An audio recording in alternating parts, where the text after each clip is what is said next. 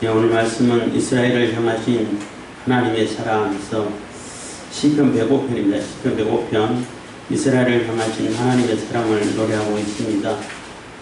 하나님께서 이스라엘을 사랑하실 때에 아무런 조건 없이 사랑하셨다는 거예요.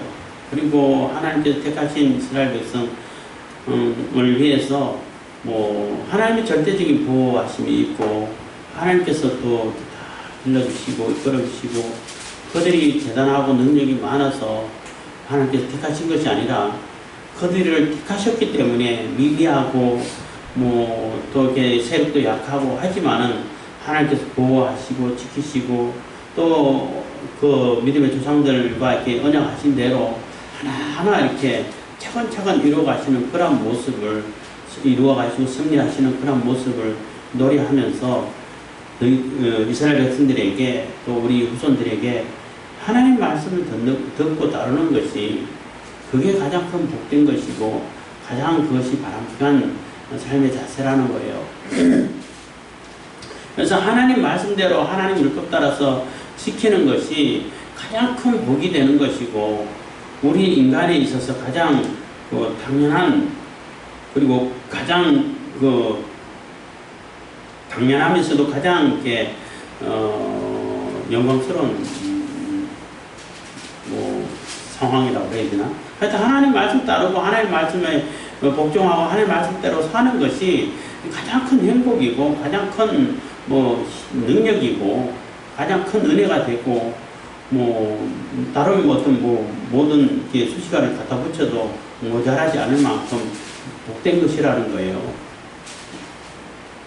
그런데 문제는 106편에는 이제 반대로 하나님의 사랑이 임하는데도 그만큼 베풀어 주심에도 불구하고 끝까지 하나님을 거역하고 반대하고 하는 그러한 시편을 이렇게 106편에 써놓고 있는데, 그래서 105편하고 106편하고 이제 쌍둥이시다 같은 얘기를, 105편에는 하나님께서 얼마나 이스라엘을 사랑하셨는지, 하나님을 보호하시고 돌보셨는지를, 그리고 무조건적으로 또 하나님께서 보호해 주시고 지켜주심을 이렇게 노래하는 것이라면은, 그러한 하나님의 은혜 가운데 지내는 이스라엘이 또 106편에는 끝까지 거역하고 배역하고 반대하고, 그럼에도 불구하고 하나님은 또 사랑해 주시고 이러한 노래를 하고 있는 것입니다.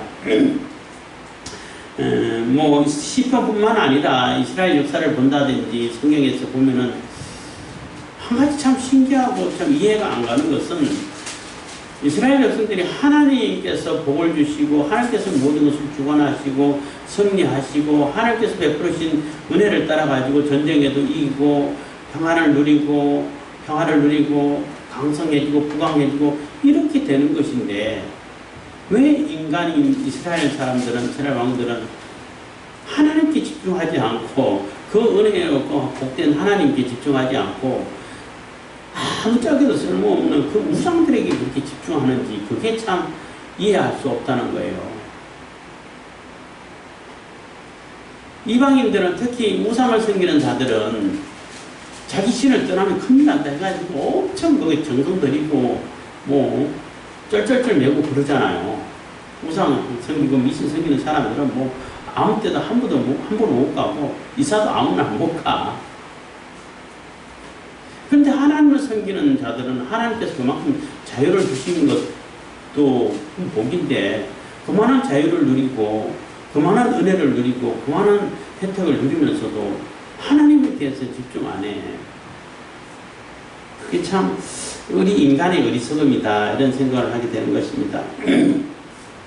그래서 105편을 이제 읽으면서 하나님께서 어떻게 이스라엘을 인도해 오셨는지, 하나님께서 이스라엘 믿음의 조상들하고 약속한 것을 어떻게 실천하고 이루셨는지를 이렇게 쭉 나열하면서 이렇게 설명해 가고 있는 것입니다. 105장 1편입니다. 105편 1절입니다. 105편 1절. 여호와께 감사하며 그 이름을 불러 아뢰며 그 행사를 만민 중에 알게 할지어다. 그래서 여호와께 감사하며, 여호와라는 이름, 하나님의 이름은 언약의 하나님이시죠. 그러니까 스스로 계시면서, 스스로 존재하시면서 택한 백성들과 언약하시고 그 언약을 아주 성실히 실행하시는 언약의 하나님을 이렇게 설명하고 강조할 때에 주로 쓰는 이름이 여호와라는 이름을 쓰고 있습니다. 물론 여호와라는 이름, 여호와라는 발음보다는 야훼라는 발음이 좀 더 정확한 발음이라고 말할 수 있습니다. 어쨌든 여호와께 감사하며 그 이름을 불러 아뢰며 그 행사를 만민 중에 알게 할지어다. 그래서 늘 하나님의 이름을 불러서 하나님을 찬양하고 하나님께 노래하고 그렇게 하라는 겁니다. 그래서 만민이 하나님의 이름을 알 수 있도록 하나님께서 어떻게 우리를 승리하시고 이끌어주시고 복을 베풀어 주시는지를 가르쳐서 알게 하라는 거죠.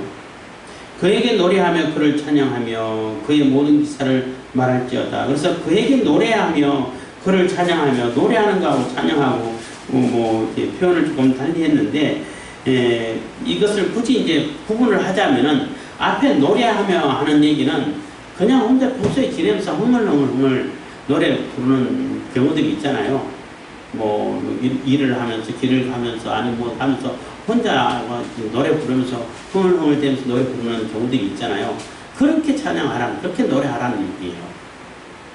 하나님을 평소에 다니면서 그냥 내일은 늘 찬송을 부르고 하나님께서 주신 그 은혜에 감사하는 그 감사의 노래를 늘 입에 달고 다니면서 이렇게 흥얼거리면서 노래하고 찬양하고 이렇게 다니라는 거예요. 그렇게 다니면은 우리도 굉장히 건강해져요. 또 실질적으로 육체가 몸도 건강해지고 마음도 건강해지고 영적으로 좋아지고 이렇게 되죠.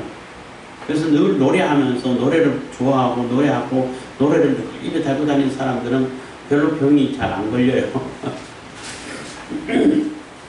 그리고 그를 찬양하면 여기서 말하는 찬양은 이제는 격식을 갖춰가지고 연주자를 두고 반주를 하면서 또 악기 연주해가지고 이렇게 같이 오케스트라처럼 같이 합주를 하면서 거기서 또 노래 부르고 찬양하는 성악가들처럼 부르잖아요. 그렇게 찬양하는 거예요. 그렇게도 또 찬양하라는 거예요. 그래서 평소에 이렇게 지내면서도 늘 하나님의 하신 일들을 노래하고 찬양하고 그러니까 흥얼거리면서 하나님의 그 은혜에 감사하는 감사의 찬양을 나 혼자 그냥 늘 이렇게 노래 부르고 다니고 그렇게 찬양할 뿐만 아니라 또 이제 격식을 갖춰서 또 반주자를 두고 또 합주하고 그 가운데 또 하나님의 이름을 높이는 그런 성악가들처럼 같이 찬양하고 이렇게도 찬양하라는 거예요. 그래서 모든 방법을 다 통해 가지고 하나님을 찬양하라는 겁니다. 그래서 하나님을 찬양하는 데 있어 가지고는 어떤 형식이 옳다, 어떤 형식은 옳지 않다, 이거는 뭐 논쟁할 필요가 없어요. 모든 것을 가지고 다 찬양하면 돼요.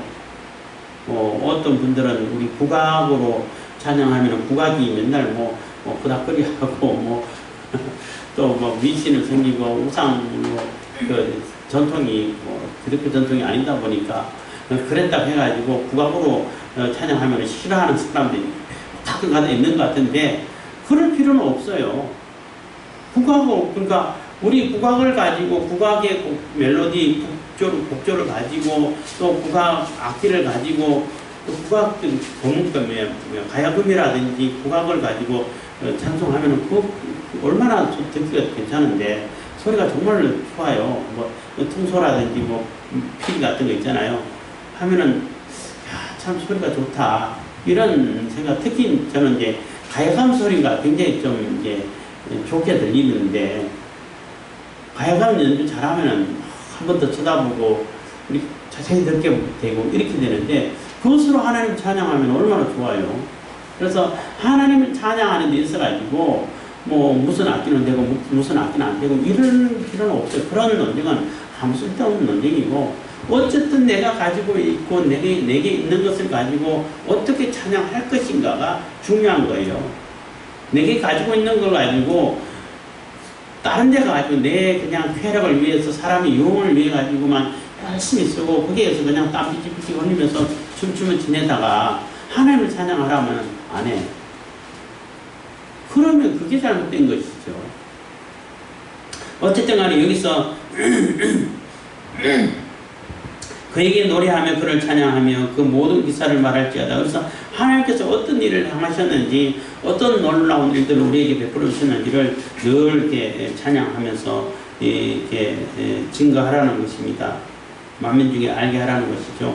3절입니다. 그 성호를 자랑하라. 무릇 여호와를 구하는 자는 마음이 즐거울지로다. 그래서 그 하나님의 이름을 자랑하고, 하나님께서 우리를 이렇게 살려주셨고, 우리를 이렇게 복을 베풀어 주셨고, 우리를 택해 주셔가지고 우리에게 모든 한없는 은혜를 베풀어 주셨습니다 하고, 이것도 그 이름, 하나님의 이름, 예수 그리스도의 이름을 자랑하라는 거예요. 그러니까 우리의 자랑은 하나님 외에는 자랑할 게 없죠. 예수 그리스도만 자랑해야지. 자기 자신을 자랑한다고 해가지고 그게 자랑으로 여기지겠냐는 거죠. 자랑할 것이 있나는 거죠.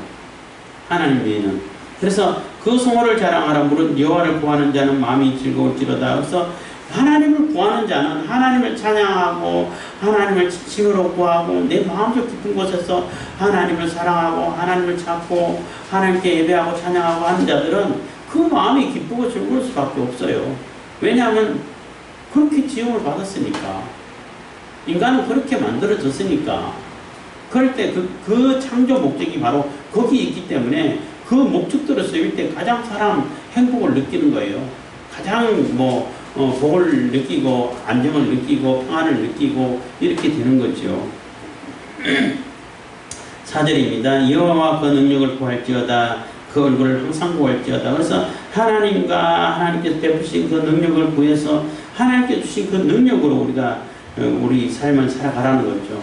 그 얼굴을 항상 구할지어다. 그래서 하나님의 얼굴을, 하나님께서 인자하신 얼굴을 우리에게 복을 베푸시고 또 우리를 지키시는 그 얼굴을 구하여 하나님의 의를 따라 살아가는 것입니다. 5절 6절입니다. 그 종 아브라함의 후손 곧 택하신 야곱의 자손 너희는 그 행하신 기사와 그 이적과 그 입의 판단을 기억할지어다. 그래서 그 종 아브라함의 후손 곧 택하신 야곱의 자손 너희는, 그래서 하나님께 선택받은 그러한 백성이라면은, 하나님께서 선택해 주셔가지고 하나님의 백성이 되고 하나님의 자녀가 된 자라면은 당연히 하나님의 행하신 기사와 그 이적을, 그 입의 판단을 하나님께서 지금까지 판단해 주시고 또 결정해 주시고 또 심판하시고 하는 그런 것을 다 기억해서, 인간이 기억력이 좋지 않아서 다 기억 못한다 할지라도 그것을 늘 기억해서 늘 그 하나님께서 행하신 것을 이게 찬송을 하라는 거예요. 증거를 하라는 겁니다. 그래서 하나님께서 택한 백성 아니고, 하나님 백성 아니면은 하나님 백성 아니니까 그런가 없다 하는데, 하나님께서 선택하셔가지고 하나님의 백성이 됐다면은 그거는 하나님을 찬양하고 하나님의 일을 증거하는 것은 너무나 당연하다는 거예요. 그래서 반드시 기억해서 하나님을 증거하라는 것입니다. 그래서 그 종이 아브라함의 후손 곧 택하신 야곱의 자손 너희는 그 행하신 기사와 그 이적과 그 입의 판단을 기억할지어다. 7절 그는 여호와 우리 하나님이시라. 그의 판단이 온 땅에 있도다. 그래서 그는 여호와 우리 하나님이시다. 그 하나님 바로 우리에게 언약을 해주시고 우리를 지키시고 우리를 백성 삼아주시고 자녀 삼아주시고 하는 그 언약의 하나님, 그 하나님이시고 여호와 하나님이시고, 그 하나님의 판단이 온 땅에 퍼져 있다는 거예요. 그러니까 어떤 이스라엘에게만 국한되어 있는 그러한 이스라엘 민족에게만 그 영향을 끼치는 그러한 신이 아니고, 그러한 존재가 아니고 온 땅에 퍼져 있다는 거예요. 하나님의 판단, 하나님의 심판이, 하나님의 결정이 온 땅에 있다는 것입니다. 8절입니다. 그는 그 언약 곧 천대에 명하신 말씀을 영원히 기억하셨으되, 그래서 하나님께서는 그 하나님께서 명하신 그 언약의 말씀을 한 번도 잊어본 적이 없다는 거예요. 천대까지라면, 천대란 얘기는 영원하다는 얘기인 거예요. 천이란 얘기는 많다는 뜻이거든. 숫자 천이기보다는 상징적인 숫자 언어이기 때문에, 수는 이 천이라는 것은 상징적인 것인데 영원하다는 겁니다. 그래서 그는 그 언약 곧 천대에 명하신 언약의 말씀을 명하신 말씀을 영원히 기억하셨으니, 그래서 하나님은 절대 언약하신 말씀을 잊어버리지 않으시고 그대로 다 실행하시고 지키셨다는 거죠. 9절입니다. 이것은 아브라함에게 하신 언약이며 이삭에게 하신 맹세며 야곱에게 세우신 율례 곧 이스라엘에게 하신 영영한 언약이니라. 그래서 하나님께서 아브라함을 택하시고 이삭을 또 선택하시고 야곱을 통해서 이스라엘을 민족으로 삼으시는 이 과정에서 그 믿음의 조상들하고 언약하시고 맹세하시고 또 율례를 주시고 한 그것을 그대로 지키고 계셨다는 거예요. 하나도 이렇게 틀림없이 하나하나 지키셨다는 것입니다. 그래서 그 언약이 영영한 언약이다. 그래서 영원히 잊어버리지 않으시고 지키셨다는 겁니다. 11절 이르시기를 내가 가나안 땅을 네게 주어 너희 기업의 지경이 되게 하리라 하셨더라. 그래서 그 조상 믿음의 조상들에게 이 가나안 땅을 너희에게 주겠다라고 약속을 하셨어요. 이 가나안 땅을 기업으로 삼게 해주겠다라고 약속을 하셨는데 그 약속이 이제 뭐 400년, 430년, 450년 지나서 출애굽시키고 또 여호수아를 통해 가지고 실제적으로 가나안 땅에 들어갈 수 있도록 그래서 기업을 삼을 수 있도록 이루어 주시는 그러한 하나님의 그 섭리하시고 역사하심을 본다는 거죠. 그래서 하나님께서는 언약을 하시고 아브라함에게 언약하시고 이삭에게 야곱에게 언약하셨는데 아브라함이 뭐 죽어서 세상을 떠나고 또 야곱도 그렇고 뭐 이삭도 야곱도 똑같이 세상 떠났다 해갖고 언약이 뭐 주체가 하나님께서 언약의 대상이 사라졌는데 하나님은 영원히 계신다 하더라도 그러면 잊어버리고 안 지키는가? 사람은 그 대상이 떠나버리면은 잊어버리잖아요. 그리고 뭐 안 지키고 근데 하나님은 그렇지 않다는 거예요. 몇백 년이 지나도 하나님께서 약속하신 것은 그대로 지키신다는 거예요. 하나님은 영원히 계시니까. 그래서 그 약속을 하신 때에 12절입니다. 때에 제 인수가 적어 매우 영성하며 그 땅이 그게 객이 되어 그래서 그 언약을 해주실 때에 그 이스라엘의 그 세력이 어땠냐면은 그때 저희 인수가 적어서 영성하다는 얘기는 제로 그러니까 성장이 그 제로에 가깝다는 거예요. 그래서 매우 적은 숫자고 미미한 숫자고 그 다른 부족이라든지 다른 뭐 세력에 비해서는 너무나 보잘것없는 그런 숫자에 불과하다는 거예요. 애국으로 들어갈 때 뭐 70명밖에 안 됐잖아요. 그래서 매우 영성하다는 여기 영성이라는 얘기는 그 제로에 가깝다는 성장이 제로에 가깝다는 거예요. 별의 숫자가 제로에 가깝다는 거예요. 아무것도 없는 거랑 마찬가지라는 얘기예요. 뭐 영적으로 뭐 어쩌고저쩌고 하는 얘기가 아니라 영성을 얘기하는 게 아니라 이게 영이라는 얘기입니다. 제로라는 얘기죠. 13절 이족 속에게서 저족 속에게로 이 나라에서 다른 민족에게로 유리하였다. 그래서 너무나 보잘것없고 수가 약해서 조금이라 가지고 여기서 쫓겨다니고 저기서 쫓겨다니고 가나안 땅에서 머물러 있을 만한 털을 잡고 있을 만한 그런 자리 하나 없었다는 거예요. 그래서 아브라함 같은 경우는 사라가 죽었을 때 매장지가 없어가지고 그 가나안 땅에 있는 그 에브론 굴 막벨라굴이죠. 거기서 사정 해가지고 이게 우리 죽은 자를 장사할 수 있도록 땅 좀 팔아라 해가지고 겨우 굴 하나를 사는 밭 하나를 사는 그런 정도밖에 안 된다는 얘기예요. 그러다 보니까 이렇게 정해진 것이 없고 자기 땅이 없다 보니까 또 뭐 여기 갔다가 저기 갔다가 이쪽으로 갔다가 저쪽으로 갔다가 이렇게 유리하면서 방황하면서 다녔다는 것입니다.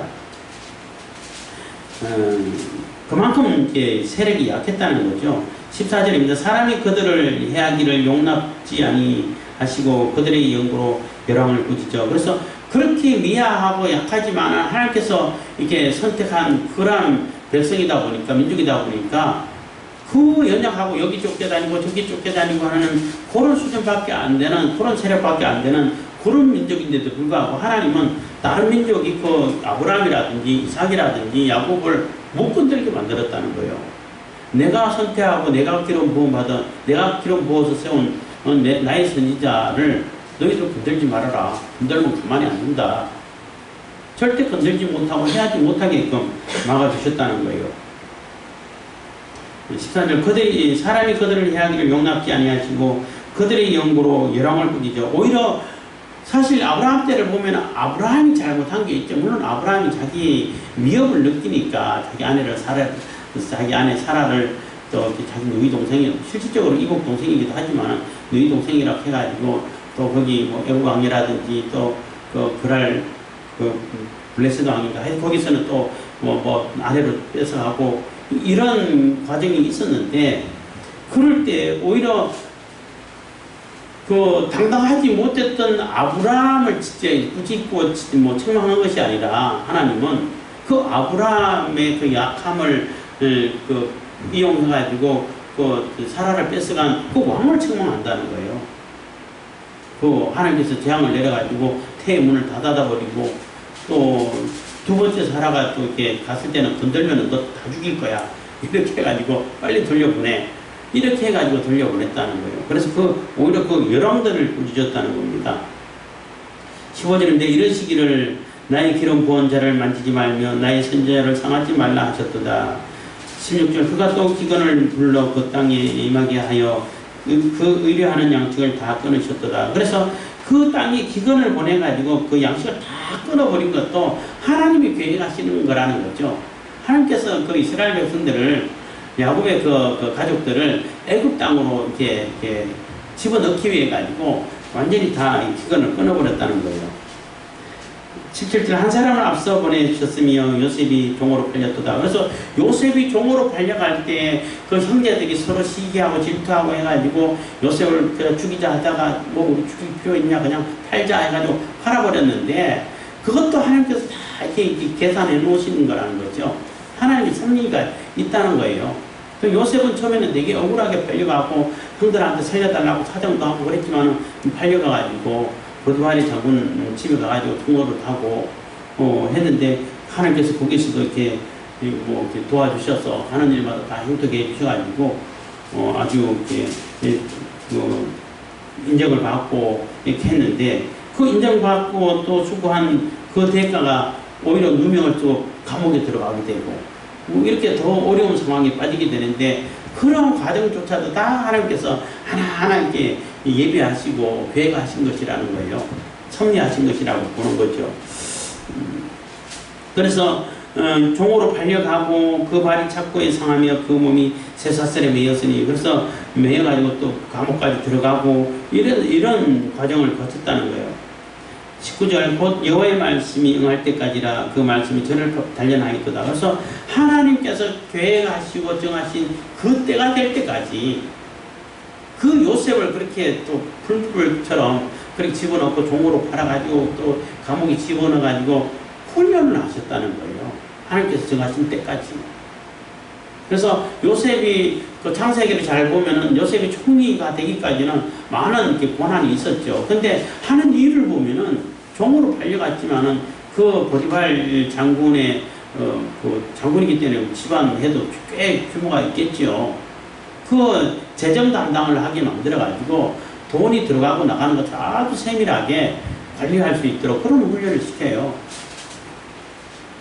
그게 그 훈련이 어느 정도 끝나니까 감옥에 집어넣어가지고 감옥은 또 다르잖아요. 감옥에는 뭐 상거래가 별로 없고 사람을 상대하는 거죠. 이 사람을 어떻게 상대하고 이 사람을 어떻게 돌보고 이런 것을 또 상대하게 만들어요. 사람을 어떻게 대하고 어떻게 관리하고 어떻게 지도를 하고 하는 그런 훈련을 시켜요. 그 훈련이 끝나니까 바로 이제 또 이렇게 애굽의 총리를 세워가지고 뭐 그 당시에는 애굽이 세계를 제패한 그 패권 국가인데 그래서 전 세계를 그 주변에 이제 있는 전 세계지만은 전 세계를 이렇게 쥐락펴락 할 수 있는 그러한 일꾼으로 삼아서 쓰시는 거예요. 그것이 다 하나님께서 계획하시고 하나님께서 이렇게 정하신 때가 있다는 거죠. 그래서 하나님께서 뭐 요셉 같은 경우는 모르죠. 꿈은 분명히 꿨는데 분명히 하나님께서 무슨 계획을 두셨는데 그게 언제 어떻게 이루어질까 모르죠. 근데 왜 자꾸 종으로 팔려가고 또 그래서 거기도 열심히 해가지고 인정받을만 하니까 또 억울하게 감옥에 들어가고 그 감옥도 아무나 들어가는 감옥이 아니고 왕이 꺼내줘야만 나갈 수 있는 감옥인데 요셉은 뭐 왕 만나본 적도 없고 왕도 요셉 알지도 못하는데 근데 그런 감옥에 들어갔어. 그럼 왕이 어떻게 요셉을 알고 꺼내줘요? 인간적인 입장에서 보면은 요셉은 완전히 이게 종신형이나 마찬가지라는 게 죽을 때까지 거기서밖에 살 수밖에 없는 그런 상황밖에 안 되는 거예요. 그래서 거기에 들어가가지고 살면서 또 하나님께서 또 형통케 하고 또 일일이 다 그 영웅을 상대하던 제수들 상대하면서 또 상담도 해주고 사람을 어떻게 다뤄야 될지 어떻게 대하고 인간관계를 어떻게 맺어가야 되는지 이런 것을 다 훈련시키셨다는 거예요. 그 훈련이 다 끝날 때 하나님께서 이제 바로 또 이제 끄집어내 주셨죠. 그래서 19절 곧 여호와의 말씀이 응할 때까지라 하나님께서 계획하신 그 시점까지 그런 훈련을 받았다는 거예요. 그 말씀이 저를 단련하였도다. 20절 왕이 사람을 보내어 저를 방석하며 열왕이 통치자가 저로 자유케 하였도다. 그래서 애국 왕을 통해 가지고 애국 왕이 요셉을 찾을 수밖에 없게 만들어 가지고 결국 요셉을 불러내고 다 이렇게 풀어주고 이렇게 그 감옥에서 꺼내주셨다는 거죠. 그랬을 뿐만 아니라 저로 그 집의 주관자를 삼아 그 모든 소유를 관리케 하고 임의로 백관을 제하하며 지혜로 장로들을 교훈하게 하였다. 그래서 그 바로가 꿈을 꿨는데 아무도 해석을 못하는데 술 맡은 관원장이 과거를 생각해 보니까 아차 맞아 그런 사람이 있었지 요셉이 있었지 요셉에 다 물어보자. 그래가지고 왕에게 이제 청원을 하고 그래서 한번 데려와 봐라 했는데 오니까 뭐 아무도 해석하지 못하는 그 해석을 뭐 줄줄줄 해석하게 되고 그래서 요셉이 얘기를 하죠. 지금 하나님께서 확실하게 정하신 계획이기 때문에 7년, 6년 후에 반드시 7년, 6년인데 뒤에 7년, 6년 때는 앞에 국면이 있었다는 것 아마 생각조차도 못할 정도로 비참할 겁니다. 그러니까 지혜 있고 아주 지혜롭고 또 이렇게 잘 이렇게 대처할 수 있는 사람을 세워가지고 그 곡식 관리를 해야 됩니다. 하고 이렇게 조언을 하죠. 근데 이제 바로 왕 입장에서는 그 일을 할 수 있는 애가 네 말고 누가 있어? 그렇잖아요. 요셉이 그 상황을 정확하게 아는 사람이고 앞으로 내다볼 수 있는 존재가 요셉밖에 없는데 아무도 못했는데 그럼 뭐 할 수 있는 존재가 누가 있어? 요셉밖에 없어요. 그래서 인장반지를 빼주면서 모든 것을 네가 다 관리해. 나는 너보다 높은 게 이 자립밖에 없어. 그 얘기는 실권을 다 요셉에게 줬다는 얘기예요. 그렇다 해갖고 왕이 뭐 무시당하지는 않죠. 왕이 말 한마디면은 요셉도 이렇게 그 직위를 뗄 수도 있는 상황이 되죠. 그런 권리는 있죠. 그렇지만은 뭐 장군이고 보디발 장군이라 할지라도 요셉의 허락을 맡아야 돼, 이제는. 모든 관리라든지 요셉을 통해 가지고 뭐 일을 진행하고 요셉의 사인이 있어야 결제가 있어야 모든 일을 할 수 있는 그런 상태가 되어버렸다는 겁니다. 그래서 임의로 백관을 제어하며 지혜로 장로들을 교훈하게 하였다. 23절 이에 이스라엘이 애굽에 들어가며 야곱이 한 땅에 되었도다. 그렇게 해가지고 야곱의 족속이 야곱의 그 가족들이 애굽으로 함 땅으로 들어갔다는 게 셈족이 함 땅에 이제 나그네로 들어갔다는 얘기죠.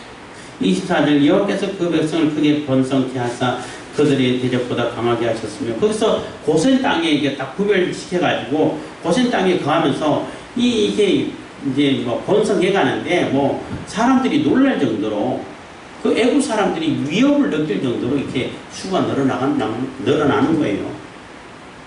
그래서 이제 요셉을 알지 못하는 왕조가 바뀌어버리는 거죠. 셈족 계통의 왕조가 끊어져 버리고 다시 이제 그 애굽의 토박이라 해야 되나 하여튼 그런 왕조가 새로 서면서 이 셈족을 이렇게 경계하게 되고 잘못하다가 쟤들이 우리 이 애굽을 집상키겠다 해가지고 그때부터 이제 구박하고 완전히 종으로 삼아가지고 그전에는 종으로 지내지는 않았죠. 나그네긴 나그네인데 우가는 자기 때문에 그래도 요셉 때문에 살았기 때문에 요셉을 잘 대접하는 그래도 대우받는 나그네라고 말할 수 있죠. 그렇게 이제 지내다가 그 왕조가 바뀌므로 인해가지고 완전히 노예로 전락해버리고 그때부터 이제 엄청 고난을 당했다는 겁니다. 그래서 25절 또 저희 마음을 변하여 그 백성을 미워하게 하시며 그 종들에게 교활히 행하게 하셨도다 해서 그래서 그 마음이 그러니까 요셉을 알던 왕이 있을 때는 그래도 대접을 좀 해주고 지낼 수 있도록 별 불편함 없이 지낼 수 있도록 이렇게 해가지고 지내게 했는데 그 왕조가 바뀌므로 이래가지고 엄청 미워하게 만들었다는 얘기예요. 이것도 하나님의 계획이라는 거죠. 이 애국 사람들이 계속 요셉의 후손들을 잘 대해주고 또 같이 지내려고 하면은 애국을 떠나려고 그러겠어요? 안 떠나고 거기 눌러 앉으려고 그러죠. 거기 눌러 앉아가지고 완전히 하려고 그러지. 그렇잖아요. 근데 미워하게 만들고 막 어떻게 하든 애 못 낳게 만들고 낳으면 다 죽이고 어떻게든 괴롭게 만들고 힘들게 만들고 이렇게 하니까 도저히 견딜 수 없어. 도저히 애국이 못 살겠다고 가야겠다. 이런 마음이 들 수 있도록 그런 마음이 들도록 이렇게 하셨다는 거예요.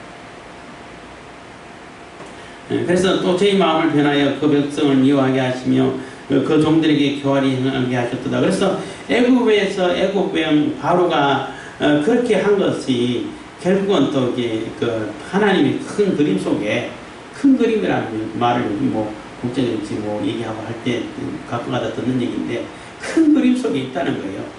원래 지금 당장 일어나는 그 분쟁은 좁은 시각으로 보면은 왜 이렇게 전쟁해야 되고 이렇게 싸워야 되고 이렇게 하겠지만은 보다 더 큰 그림 하면은 저것 때문에 저렇게 싸우게 만드는구나, 갈등을 일으키는구나, 이게 보인다는 거예요. 그것처럼 하나님의 큰 그림 속에서 그런 일이 이루어지게끔 허락을 하셨다는 것, 보내두셨다는 것입니다. 26절 또 그 종 모세와 그 택하신 아론을 보내시니 그래서 좀 모세를 보내가지고 아론을 보내서 출애굽을 시키는 거죠. 저희가 그 백성 중에 여호와의 표징을 보이고 함 땅에서 기사를 행하였도다. 그래서 모세와 아론을 통해 가지고 하나님이 우리와 함께 하시고 하나님께서 반드시 이끌어 주신다는 것을 이렇게 표징을 보여주죠. 지팡이를 던져서 뱀이 되기도 하고 꼬리 잡으면 다시 지팡이가 되고 또 손을 품에 넣었다가 빼니까 이게 나병이 걸려가지고 피부병이 생기고 다시 집어넣었다 빼니까 깨끗해지고 그런 표정을 보여주면서 이스라엘 자손들을 설득을 하지요. 하나님께서 이제 우리를 이끌어갈 시대가 됐다라고 이렇게 그거 하나님 뜻을 증거하게 보여주셨다는 겁니다. 28절 여호와께서 흑암을 보내사 어둡게 하시니 그 말씀을 어기지 아니하였도다 해서 흑암의 그 재앙은 9번째 일어났던 재앙이죠. 근데 여기 제일 먼저 흑암을 이렇게 뒤죽박죽 섞어가지고 생각나는 대로 막 적었다고 볼 수 있는데 흑암을 제일 먼저 얘기하는 것은 애국 사람들이 그래도 다 날강도 신호로 섬기고 개구리 이 파리 나 소리가 안 나는 줄 알았네. 파리 이런 거 다 이렇게 나름대로 이게 신이라고 생각하고 섬기는 그러한 대상들이에요. 근데 그 중에서 가장 큰 신이라고 그러면 태양신이죠. 가장 이렇게 큰 신, 태양신조차도 어둡게 만들어버리는 그러한 하나님, 절대적인 하나님을 얘기를 하고, 증거를 하고 있는 것입니다. 그래서 하나님께서 그 약속을 실행하시는 데는 한치의 오차도 없이 정확하게 그 약속을 실행하고 계신다는 겁니다. 여호와께서 흑암을 보내사 어둡게 하시니 그 말씀을 어기지 아니하였도다. 저희 물을 변하여 피가 되게 하사 저희 물고기를 주셨도다. 그래서 나일강 때문에 애굽이 굉장히 부유하고 풍족하게 사는 그러한 젖줄이라고 말할 수 있어요. 나일강에 봄나무를 해가지고 농사가 엄청 잘 되게 만들어주고 거기는 비가 안 와도 상관없어. 항상 물이 있고 또 한 번에 이렇게 봄나무 해가지고 그 아주 비옥한 흙을 다 갖다 주니까 그냥 거기에 잘 풀을 내고 꼭지만 심기만 하면은 비료 안 줘도 잘 자라고 이런 상황이 되다 보니까 그게 이제 나일강을 신호로 생기는 거예요. 근데 그 나일강이 완전히 다 피로 변해서 물고기 다 죽고 악취가 나게 만들고 그러면 그 나일강 뭐 쉼이라고 말할 수 없잖아요. 30절 그 땅이 개구리가 변하여 개구리가 번성하여 왕의 궁실에도 있었도다. 뭐 개구리 재앙을 얘기하는 겁니다. 개구리도 마찬가지로 개구리도 왜 신호로 승리하면 개구리가 탁월한 능력이 있어요. 개구리는 물속에서도 숨쉬고 물밖에도 숨쉴 수 있어. 얼마나 대단한 능력이에요. 사람도 그랬으면 좋겠죠. 물속에서도 마음껏 숨쉴 수 있고 물밖에서 숨쉴 수 있으면 얼마나 좋겠어요. 물에 빠져드는 사람 한 사람도 없겠지만 그렇게 되면. 근데 그런 능력 때문에 개구리를 또 생기고 했다고 합니다.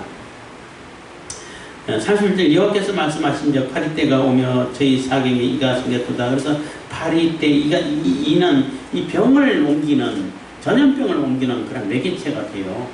이게 특히 여기서 말하는 파리때는 이제 피 빨아먹는 파리때 쇠파리라고 해요. 우리 시골에서는 모기처럼 피를 빨아먹는 파리가 있어요.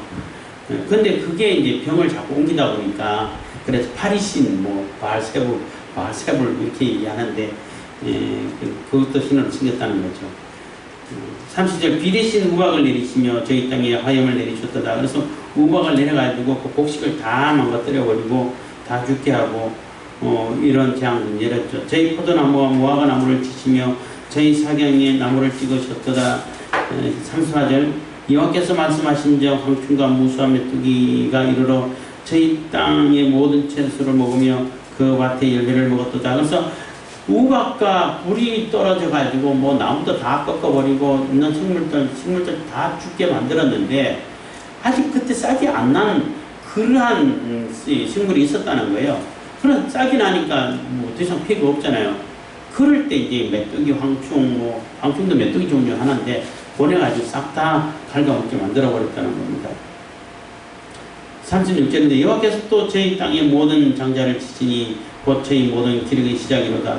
그래도 바오로가 자기 고집을 꺾지 않고 그때는 내보내주지 않으니까 결국은 장자까지 다 이렇게 죽게 만드는 뭐 장자를 치는 그러한 재앙은 모든 신, 어떤 신도 하나님을 대항할 수 없어, 하나님의 심판을 막을 수 없어 하는 그러한 의미가 있는 거죠. 37절입니다. 그들을 인도하여 은금을 가지고 나오게 하시니 그 지파 중에 약한 자가 하나도 없었다. 그래서 애굽 땅에서 이스라엘 백성들이 출애굽할 때 빈손으로 나가게 하지 않았어요. 나갈 때에 뭐 각종 의복이라든지 각종 은금이라든지 폐물들을 다 요구하게 만들었어요. 그동안 고생하고 일했던 임금이라고 볼 수 있죠. 그래서 나 그냥 못 간다. 가는데 여기 필요하니까 내라 하면은 애국 사람들이 이스라엘 사람들 때문에 10가지나 재앙을 얻었고 10가지만 해도 뭐 견딜 수 없을 정도로 이제 다 망했다. 이래서 다 죽는다. 이런 생각했는데 실질적으로 자기 아들들을 장자가 죽어나가니까 얼마나 놀랐겠어요. 얼마나 두렵겠어요. 그래서 제발 좀 나가달라고 사정사정 해가지고 그 우리가 있는 거 다 줄 테니까 가지고 가. 이렇게 해서 나가게 됐다는 거죠. 하나님께서 다 이스라엘 백성들에게 그만큼 하실 보상을 다 하신다는 거죠. 빈손으로 나오게 하지 않는다는 거죠. 그래서 그들을 인도하여 은금을 가지고 나오게 하시니 그 지파 중에 약한 자가 하나도 없었다. 38절 그들이 떠날 때에 야곱이 기뻐하였으니 저희가 그들을 두려워함이로다. 그래서 그렇게 다 있는 거 다 줬어라도 이스라엘이 떠난다고 하니까 애국 사람들이 그렇게 좋아했다는 거예요. 왜냐하면 이제는 재앙을 안 가도 되잖아. 이스라엘만 떠나가게 되면. 그래서 기뻐했다는 겁니다. 39절입니다. 여호와께서 구름을 펴사 덮개를 삼으시고 밤에 불로 밝히셨으며 그들이 구한적 외출하기로 오게 하시며 또 하늘 양식으로 그들을 만족케 하셨다. 그래서 광야 생활을 하는데 광야에는 낮에는 너무나 뜨겁고 뭐 일사병으로 피 쓰러질 수밖에 없고 또 저녁에는 너무나 추워서 얼어 죽을 정도고 이러다 보니까 그 많은 인구가 뭐 장정만 60만인데 다 하면 200만이 넘는데 그런 인구가 광야에서 어떻게 생활하냐는 거예요. 그렇기 때문에 그게 구름을 완전히 이렇게 덮개로 펴가지고 구름기둥, 불기둥 이런 얘기 하는데 해가지고 보호를 하셨다는 거예요. 밤에는 따뜻하게 만들어주고 여름에는 시원하게 낮에는 시원하게 만들어주고 그리고 먹을 거 없다고 아우성치니까 만나도 주시고, 고기 먹고 싶다니까 고기도 메추라기도 보내주시고, 이렇게 해가지고 세세하게, 세밀하게 하나님께서 다 지키시고, 보호하시고, 먹여주시고 했다는 겁니다. 그리고 또 물 없다고 또 얼마나 또 난리 쳤어요. 41절 반석을 가르신 자 물이 흘러나서 마른 땅에 강같이 흘렀으니 완전히 강같이 흘렀다는 겁니다. 그래서 물 조금 쫄쫄쫄 흘러나는 물 가지고는 되겠어요. 그 200만이나 되고 또 소, 양 떼도 다 있는데 어마어마한데 그 생물들이 다 먹으려고 하면은 물이 얼마나 필요하겠냐는 거예요. 강같이 흐를 수밖에 없잖아요. 그 정도 돼야 그 많은 인구라든지 또 가족들이 다 먹을 수 있는 거죠. 그 성지순례 하시는 분들이 한번 그쪽으로 다녀오면서 그때 반석을 쳐서 물을 낸 그 물이 흐르는 곳이 아직도 있다고 얘기하는 거 들었는데, 아, 그런 얘기를 들을 때는 나도 그런 데는 한번 가보고 싶다 하는 생각이 좀 들어요. 다른 데는 뭐 다 사람 사는 다 그렇지 뭐 거기서 그런 거 없지. 갔다 온 사람 얘기해 주면 되지 뭐. 이렇게가 별 궁금한 게 없는데 성지순례는 그런 걸 한번 보고 싶다 하는 그런 생각 좀 들어요. 42절입니다. 이는 그 거룩한 말씀과 그 종 아브라함을 기억하셨습니다. 그래서 하나님께서 그 약속하신 약속의 말씀과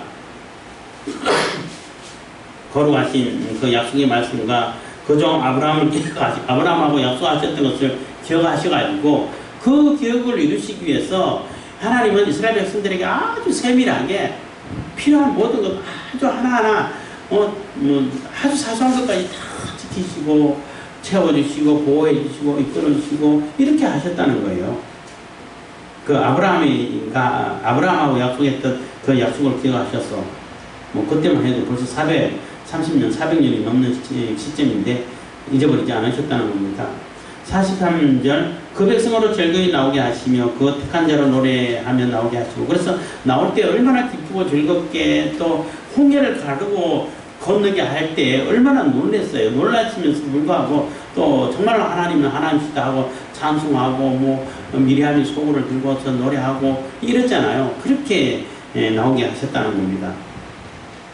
44절 열방의 땅을 저희에게 주시며 민족들로 수고한 것을 소유로 취하게 하셨도다. 그래서 열방의 땅을 저희로 주시며 민족들로의 수고한 것을 소유로 취하게 하셨으니, 그래서 가나안 땅에 들어갔을 때도 처음에 들어갔을 때는 자기들이 용서 안 지었잖아요.